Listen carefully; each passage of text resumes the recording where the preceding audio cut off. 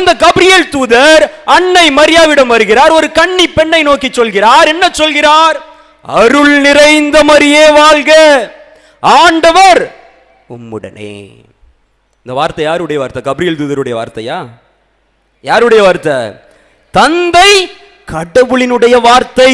அப்ப புதிய ஏற்பாட்டில் முதல் முறையாக ஒரு பெண்ணை பார்த்து சொல்லப்படக்கூடிய முதல் வார்த்தையே அருள் நிறைந்த மரியே, the full of grace.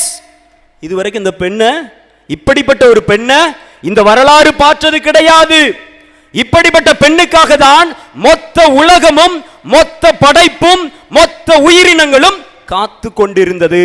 அதனாலதான் தந்தை கடவுள் அந்த பெண்ணை பார்த்த உடனே நீ சொல்லக்கூடிய விடயம் என்னவாக இருக்க வேண்டும்? The lady, the full of grace, அருள் நிறைந்த மரியே வாழ்க அப்படின்னு சொல்லி நம்ம வாழ்த்துல யார் வாழ்த்துதா? தந்தை கடவுள்.